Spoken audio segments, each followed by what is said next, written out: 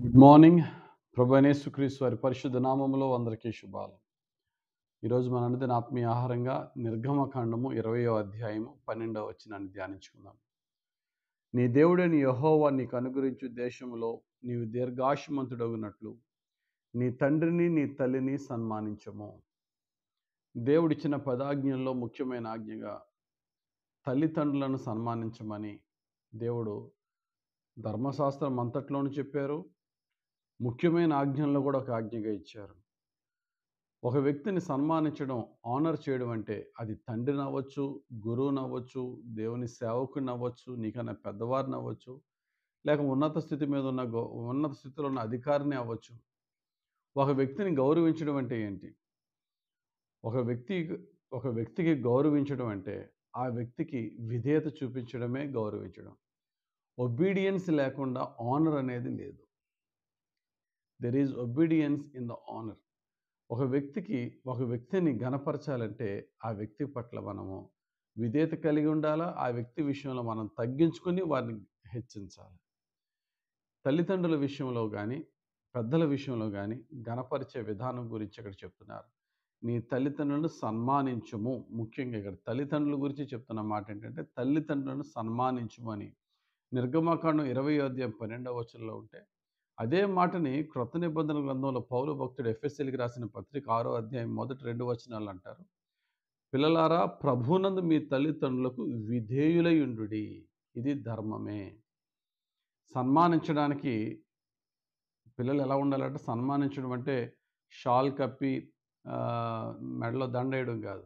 సన్మానించడం అంటే విధేయులై ఉండుడి, నీకు మేలు కలుగునట్లు నీ తండ్రిని తల్లిని సన్మానింపము. కాబట్టి సన్మానం అనేది ఎప్పుడంటే వారికి మనం విధేయత కలిగి ఉన్నప్పుడు.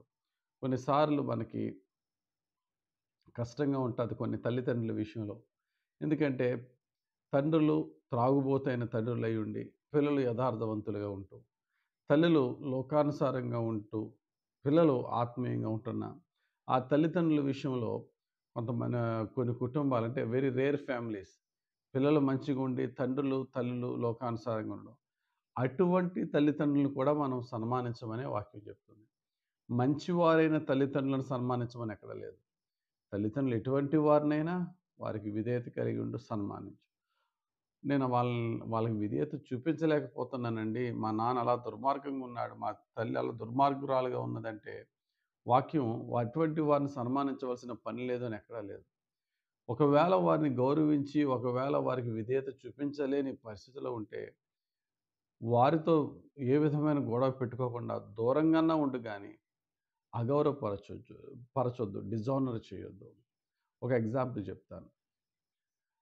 రాజు అయినటువంటి సౌలు, రాజు అయిన దావీదు. దావీదు ఇంకా రాజు కాకముందు సౌలు రాజుగా ఉన్నాడు. సౌలు కుమార్తెనే పెళ్లి చేసుకున్నాడు దావీదు. ఇద్దరు మామ అల్లుళ్ళు. మామ అంటే ఫాదర్ ఇన్ లా, తండ్రితో సమానం.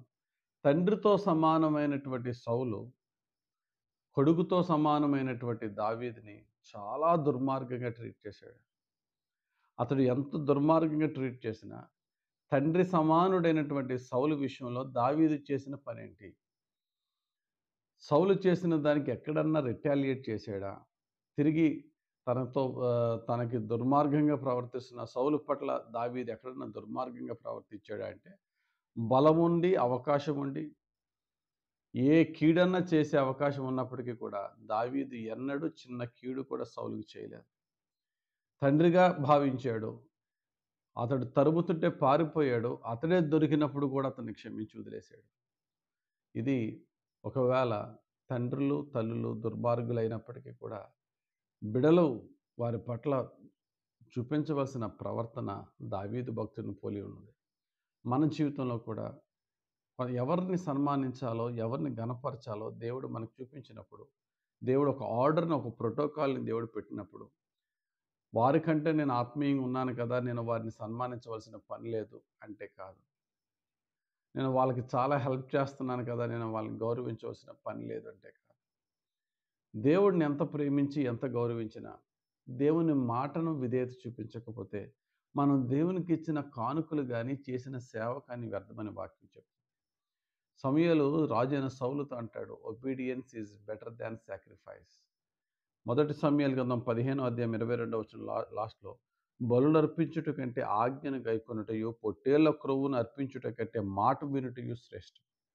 కాబట్టి దేవుణ్ణన్నా పెద్దలన్నా మనం గౌరవించే విధానంలో వాళ్ళకి విధేయత చూపించడం అనేది చాలా ముఖ్యమైన సత్యాన్ని మనం తెలుసుకుందాం. వారు ఎంత దుర్మార్గులైనప్పటికీ కూడా అవిధేయులుగా కాకుండా వారికి దూరంగానే ఉందాం, కానీ దేవుని ఆజ్ఞకు లోబడదాం. దేవుడు మనం ఆ విధంగా వాక్యానుసారంగా నడిచినప్పుడు దేవుడే మనల్ని గణపరిచి హెచ్చించి దీవిస్తాడు. దేవుడు అట్టి కృప, అట్టి జ్ఞానము, అట్టి పరిశుద్ధాత్మ నడిపింపు మనకు అనుగ్రహించును గాక. ఆమేన్. పరిశుద్ధుడా, ప్రేమ కలిగిన తండ్రి, ఇచ్చిన ఈ వాక్యం బట్టి, ఈ సత్యాన్ని బట్టి వందనాలు.